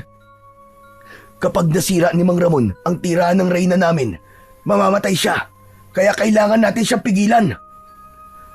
Paano mo nalaman ng tungkol sa Reyna? Wala nang oras, Koko. Kailangan na nating magbadali. Wala lang sa tamang pag-iisip ang tatay mo. Ginagamit na siya ng aming Reyna para sirain ang aming tirahan. Nakita ko ang bakas ng itim ng kapangyarihan sa mga mata niya. Nang gabing sinalakay kayo ng mga aswang na magindara, nabalot na ang kanyang pagkatao ng hipnotismo ni Reyna Alena. Saan na ako magpapaliwanag? Tara na, kumilos na tayo. Wala nang nagawa si Koko nang hilahin siya sa kamay, paakyat sa balangay. Mabilis ang tibok ng kanilang puso na tinahak nila ang daan, paakyat sa itaas ng bangka. Abala ang mga tauhan ni Mang Ramon. Kaya naman, hindi namamalayan ng mga ito na nakasakay na ang dalawang magkaibigan. Sa likod ng dalawang drum, nagtago ang dalawa habang pinakikiramdaman ang kanilang paligid. Maya-maya pa ay naramdaman nila ang malakas na paggalaw ng balangay. Indikasyong nagsisimula na silang maglayag papunta sa laot. Ang buong akala ni Mang Ramon ay bumalik si Dingdong sa dagat, kaya siguro naisipan itong bumalik sa laot. Umalingaw-ngaw ang tunog ng balangay habang naglalayag, kasabay ng malakas na boses ng kanyang ama. Nag-uutos ito sa mga tauhan na pumwesto malapit sa mga lantaka upang maghanda sa pagsalakay ng mga nilalang na aatake sa kanila. Habang sina Koko at Dingdong ay abala pa rin sa pagmamasid sa mga tauhan ng kanyang ama, ang iba naman ay inihanda ang malalaking lambat na gawa sa lubid. Hindi akalain ni Koko na ang nakita niyang paghahanda ng mga ito ay para sa mga nilalang na tahimik sanang namumuhay sa ilalim ng karagatan. Pagkalipas ng ilang oras na paglalayag, ay nakarinig sila ng malakas na alingaw-ngaw ng matinis na tinig. Masarap sa pandinig. Lahat ay natigilan. Tila natulala sa naririnig na tinig. Gulat na naramdaman ni Koko ang paglabas ng mutya sa kanyang bulsa at lumutang yun sa kanyang harapan. Kumikislap na kulay berdeng liwanag na agad na nakita ni Dingdong. Ikaw? Ikaw, Koko, nagtataglay pala ng mutya na may wagang kulay asul na isda. Teka, paano nangyari yun? Akala ko, wala na ang asul na isda. Malakas din ang liwanag ng mutya. Ang tanong ko muna ang sagutin mo, Dingdong. Paano mo nalaman na isang mutya ang batong yan? Paano mo nakikita ang liwanag na taglay ng mutya? Sino ka ba talaga? Magpapaliwanag ako sa'yo, Koko. Sapat na ang pagliwanag na nakikita mo ang kapangyarihang bumabalot sa mutya ko. Ako lang at ang mga nilalang na nakatira sa tubig ang nakakakita sa liwanag na taglay ng mutya. Kaya natitiyak kong hindi ka isang ordinaryong tao. Kung ganun, totoo ang sinasabi ni tatay. Hindi kagad nakapagsalita si Dingdong. Napatungo ito at lumikot ang mga mata. Bakas ang pag-aalala na baka hindi matanggap ng kaibigan ang kanyang paliwanag. Tama ka, Koko. Nabiyag ako ni Mang Ramon ng gabing iniligtas kita sa kamay ni Reyna Alena. Ikaw ang gusto niyang makuha para sa kanyang pangalawang asawa. Balak niyang magparami ng lahi sa pamamagitan ng halik ng isang ordinaryong tao. Alam niya rin na ikaw ang itinakda para pumatay sa kanya. Ngunit hindi ko alam na ikaw pala ang pinili ni Asul. Natitiyak kong ikaw nga ang matagal na naming hinihintay. Ang binatang tatapos sa Reyna. Kung ganon, isa ka ring magindara, Dingdong. Nabibilang ako sa mga Shokoy, ang bantay ng dagat na unti-unting sinisira ng tatay mo. Kapag natuloy ang digmaan, mauubos at masisira ang kanilang tirahan. Pati mga koral ay madadamay rin. Yun ang layunin ni Alena. Sirain ang tirahan ng mga Shokoy na kumakalaban sa kanyang pamumuno. Akala ko ba nasa ilalim ng hipnotismo si tatay? Paano malalagay sa panganib ang ama ko? Ang hipnotismong ginagamit sa kanya ay pagnanais na makipaglaban sa mga aswang na Magindara. Paglalaruan sila ng mga sirena bago sila papatayin. Yun ang epekto ng itim na kapangyarihan. Balak nilang gamitin ang mga sandata para sirain ang bahay ng mga mabubuting sirena. Kaya't nakikiusap ako sa iyo, Coco. Tulungan mo ko. Ang ibig mo bang sabihin, gagamitin ng Reyna ang hipnotismo para buhayin ang pagnanasa ng aking ama na gumawa ng pagkakamali sa pamamagitan ng paghahanap ng mga Magindara para ibenta sa mga tao na bibili sa mga nilalang? Sasamantalahin niya ang pagkakataon para makagawa ng kasalanan si tatay. Kung ganun, kailangan ko talaga silang pigilan. Hindi sila maaaring magtagumpay. Oo, yun ang tunay na layunin ng Reyna. Ang gumawa ng masama ang tatay mo. Para silang hari ng kadiliman na tinutokso ang mga tao para manira ng tirahan ng mga sirena na hindi naman masasamang nilalang. Kapag nagtagumpay siya, marami ang mamamatay. Ang tahanan na gusto niyang sirain ay ang tirahan ng pamilya ko. Kaya't nakikiusap ako. Tulungan mo ko, Coco. Kailangan mapigilan natin si Mang Ramon. Ngunit huli na, nagsimula na ang pagpapaputok sa isang bahagi ng dagat. Habang ang mga nakalitaw na ulo ng mga aswang na Magindara ay nakatingin lamang sa ginagawa ni Mang Ramon. Isang bahagi lamang ng dagat ang pinapaulanan ng mga lantaka ng kanyang ama.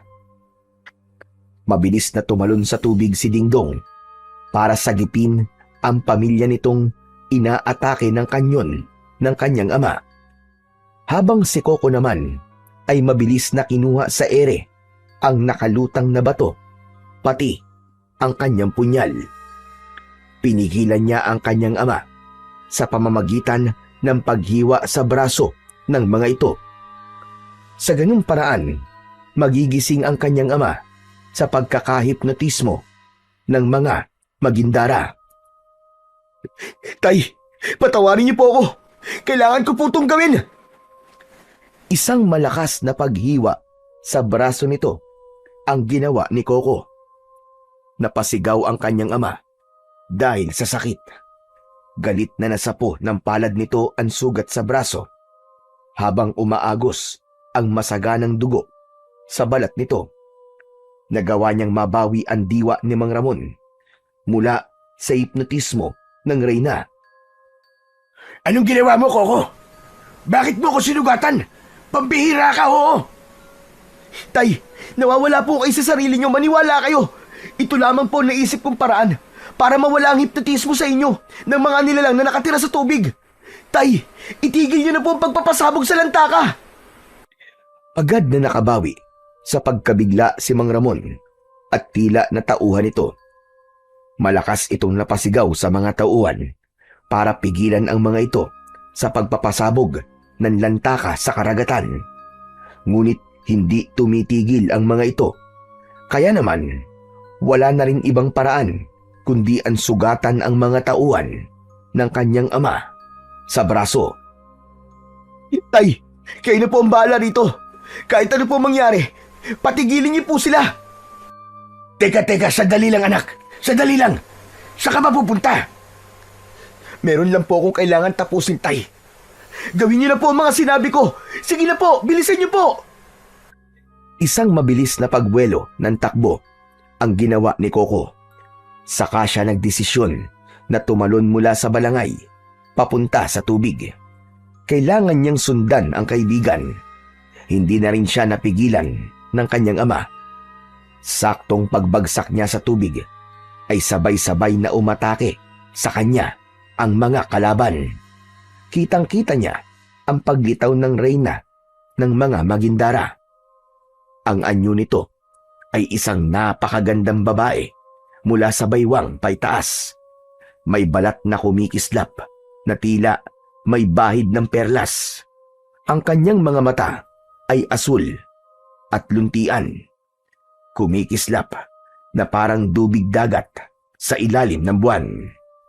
Ang buhok ay mahaba at umaalon na parang alon sa dagat. Maitim na may kumikislap pa na bughaw at berde kapag tinatamaan ng liwanag ng sikat ng buwan. Ang buntot naman mula sa bewang pababa ay may makukulay na bughaw, luntian at pilak na kaliskis. Tila sumisinag ng liwanag ng dagat tuwing ito ay gumagalaw. Ngunit kapansin-pansin ang koronang gawa sa korales, kabibe at hiyas mula sa kailaliman ng dagat. Merong mga suot na alahas na gawa sa perlas. Hanggang sa nagsimula na itong umawit. Isang tinig na nakakabighani, ngunit nakakapinsala. Nagagawang akitin at bihagin ang sinumang makakarinig. Napalingon si Coco sa gawi ng balangay. Pero dahil sa sugat ng mga ito sa braso, ay wala ng epekto ang tinig sa kanyang ama. Hindi rin tinatablan ng kapangyarihan ng tinig si Coco dahil sa taglay niyang mutya. Kaya lang, kasabay ng pagkanta ni Alena, umangat ang naglalakihan na alon na parabang nakokontrol nito ang tubig. Itigil mo ang pagpapalaki ng mga alon! Sumuko ka na! Kung ayaw mong tapusin ko ang buhay mo, kasama ng mga halimaw mong alagad! Sa wakas, bumaba ka rin sa tubig. Talaga palang, hindi ka tinatablan ng kapangyarihan ko. Pero ngayon, hindi ka na makakatakas. Mapapasakin ka na! Hindi! Hayop ka! Hindi ako mapupunta sa'yo! Ikaw ang hindi makakatakas sa akin! Sinisigurado ko yan! Marami ka ng pinatay na mga kababaryo ko! Ang dapat sa'yo ay mamatay at sunugin sa impyerno! Malakas ang loob mong lumaban sa akin, binata. Para sa akin, ay isa ka lang isdang dilis na kayang-kaya kong kainin ng buhay. Gusto mo bang unahin na kitang patayin? Mayabang ka! Hindi yan sinasabi! Ginagawa yan! Sige! Gawin mo!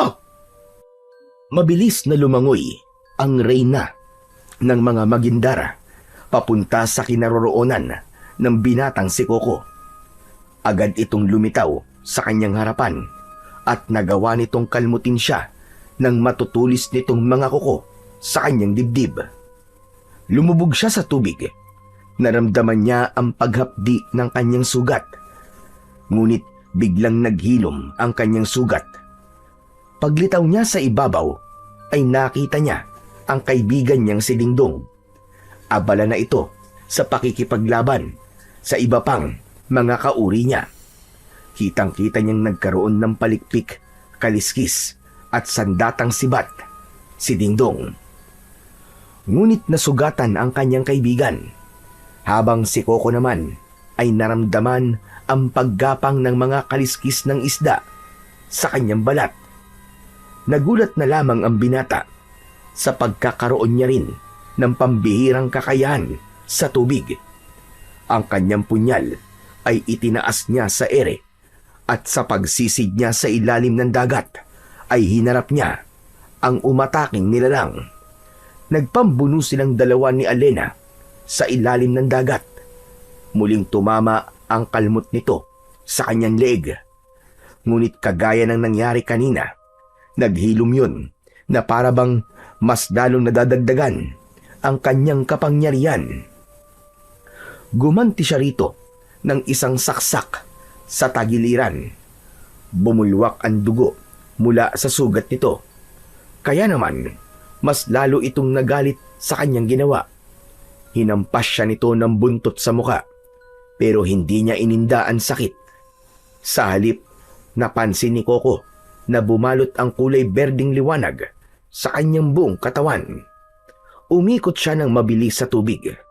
hanggang sa maging isang ganap na ipo-ipong tubig ang liwanag na taglay ng mutya ng asul na isda. Lahat ng lumapit sa kanya ay binalutan ng malakuryenteng liwanag sa katawan. Nagkikikisay ang mga katawan ng mga magindara na nahagip ng kanyang kapangyarihan. Natunaw ang mga ito sa tubig. Akala ni Coco ay yun lang ang dami ng mga aswang na makakalaban niya. Ngunit nagulat siya nang umalingaw-ngaw ang malakas na paghuni ng mga magindara sa paligid. Sumugod ang mga kalaban, patay sa galaw ng katawan ni Alena. Tila isa yung senyas ng pag-uutos ng labanan. Hindi mo ako basta-bastang matatalo. Kung hindi rin naman kita makukuha, ay kakainin na lamang kita ng buhay. Kasama ang mga kasama mo sa balangay. Mga kasama, atakihin sila. Butasin niyo ang kanilang sasakyan. Sumugod na nga ang mga alagad ng reyna. Bawat paglinga ni Coco sa paligid ay isa-isang lumulubog ang mga kalaban na magindara sa ilalim ng tubig. Sinugod ng mga ito ang sasakyan para gawin ang utos ng reyna. Narinig niya ang boses ni Dingdong na kanyang kaibigan habang nasa anyo itong isang syokoy. Oh, makinig ka sa akin. Puntiryahin mo ang reyna. Sa oras na mapatay mo siya, manghihina ang kanyang mga alagad. Siya lang ang kailangan mong talunin sa laban. Kumilos ka na, bago pa nila masira ang balangay ng iyong ama. Sige na, bilisan mo! Muling nakipaglaban si Dingdong sa mga magindarang aswang sa pamamagitan ng sandata nitong sibat na gawa sa matigas na koral. Bawat hampas ng sandata ng kanyang kaibigan ay nakikita niya ang pagbulwak ng dugo ng mga kalaban nito sa tubig. Habang si Coco naman ay hinarap ang papalapit na si Alena. Isang malakas na pagbigwas ng buntot ang tumama sa muka ni Coco. Tumalsik siya at lumubog sa tubig. Pagkatapos ay sinundan siya ng pagsaksak ng palikpik nito sa kanyang braso. Sinubukan niya ring saksakin ng reyna ng hawak niyang punyal, ngunit nasalag lang ito ang kanyang pag-atake. Mabilis naman na umikot si Coco at nakipaglaban sa reyna. Katulong nito ang marami nitong mga alagad na katulad din niyang magindara. Ang bawat hampas niya ay nag-iiwan ng alon ng liwanag na tumatama sa mga magindara. Bagamat marami sila, hindi siya nagpatinag. Hindi siya sumuko. Isa-isa niyang tinalo ang mga ito hanggang ang kanilang mga tinig ay naging bulong na lamang sa kailaliman ng dagat. Hindi siya talaga nagpatalo. Sa halip, muli niyang sinaksak sa dibdib si Alena na reyna ng mga magindara. Bumaon ng punyal sa dibdib nito, kasabay ng pagsuntok niya sa mukha nito gamit ang kanyang kamao na merong mutya ng mahiwagang asul na isda. Tumalsik ng malayo si Alena, ngunit hinabol niya ito ng langoy. Halos kasing bilis ng mga isda kung lumangoy ang binatang si Coco. Kaya bago pa man bumagsak sa tubig si Alena, ay nasalo niya na ito ng hawak niyang patalim. Bumaon ang punyal sa likod ni Alena. Tumulo ang dugo nito sa tubig. Ang malakas na alon ng dagat ay parang nawala. Lumitaw ang malakuryenteng liwanag sa katawan ni Alena dahil sa punyal na nakabaon sa likod nito. Hanggang sa unti-unting natunaw ang katawan ng reyna, kumalat ang kulay berdeng liwanag sa ibabaw ng tubig. Lahat ng tamaan ng liwanag, maliban kay Dingdong, ay lumulutang sa tubig, habang bumubula ang bibig na animo ay nalalason. Yun ang kapangyarihang taglay ng mutya. At dahil lahat sila ay konektado sa reyna ng mga magindara, nadamay sila sa pagkamatay ng kanilang reyna. Samantalang si Dingdong naman ay nakaligtas dahil busilak ang puso nito at walang koneksyon sa reyna ng mga Magindara na si Alena. Umalingaw-ngaw sa paligid ang boses ni Mang Ramon. Anak!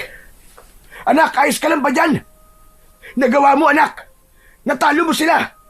Wala nang mga aswang! Umingala sa itaas ng balangay si Coco at nakita niyang nakabalik na sa dating katinuan ang mga kasama ng kanyang ama. Napangiti siya sa tagumpay na pagkakapanalo niya laban sa mga nilalang na nakatira sa ilalim ng dagat na matagal na nilang kinatatakutan. Lumapit sa kanya si Dingdong. Kaya naman, malinaw niyang nakikita ang itsura nito. Isang lalaking may matipunong katawan at may palikpik na nakadikit sa ulo nito. Ganon din ang palikpik nito sa tagiliran at ang buntot. Sapat ng patunay na hindi nga isang ordinaryong nilalang lamang ang kanyang kaibigan. Maraming salamat sa tulong mo, Coco. Aking kaibigan. Utang ko sa'yo ang aking buhay. At tatanawin ko yun na malaking utang na loob habang ako ay nabubuhay. Hindi, Dingdong. Ako ang iniligtas mo. Kaya ako ang tunay na may utang na loob sa'yo.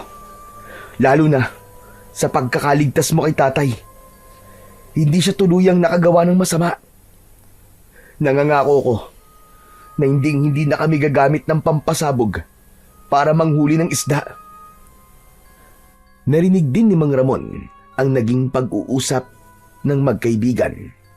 Kaya mula sa itaas ng balangay ay malakas na sumigaw ang kanyang ama. Gagawin ko rin ang sinabi ni Coco, Dingdong. Patawarin mo kaming lahat. Muntik na namin masira ang karagatan. Ipinapangako namin na hindi na kami gagamit ng mga pampasabog para manghuli ng isda at hindi na muling mag-aangad ng labis sa aming mga kinikita. Sa halip, magiging katuwang mo kami sa pangangalaga sa buong karagatan. Umaasa po ko na tutupad kayo sa pangako niyo, Mang Ramon. Para po sa ikakabalanse at kaligtasan ng lahat at ng kalikasan. Nang hindi na po maulit at magkaroon ng paggambala ng mga aswang na Magindara. Marami pong salamat. Paano, kaibigan? Kailangan ko nang umalis. Hanggang sa muli nating pagkikita. Huwag kang mag-alala. Nariyan lang ako sa paligid. Itinaas ni Dingdong ang kamao, katulad ng pag-aapir nila, tanda ng kanilang pagiging magkaibigan. Saka ito lumangoy, papalayo sa kanyang kinaroroonan.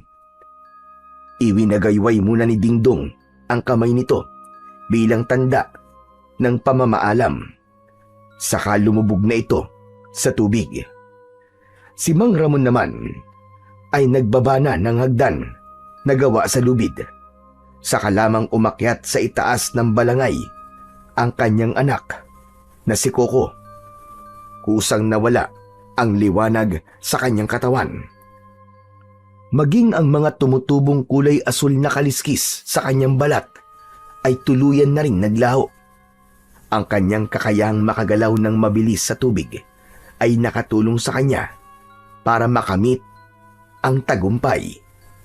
Kaya ipinangako niya sa kanyang sarili na iingatan niya ang mutya ng mahiwagang kulay asul na isda. Pagsapit niya sa itaas ng balangay, nagpasalamat sa kanya ang mga tauhan ng kanyang ama. Lahat din ay may sugat na likha ng talim ng kutsilyo. Yun ang magsisilbing alaala nila na minsan ay nakakita sila ng aswang na Magindara. Saka sila umalis sa laot at naglayag pauwi sa kanilang bahay. Dala ang isang pangako na hindi na sila mangingisda at gagamit ng pampasabog para sa kanilang paghahanap buhay.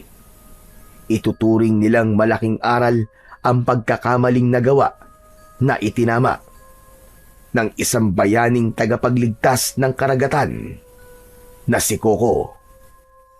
Magmula ng gabing yon ay hindi na kailanman nagkaroon ng pagkakataon si Mang Ramon na mangisda at magamit ang balangay.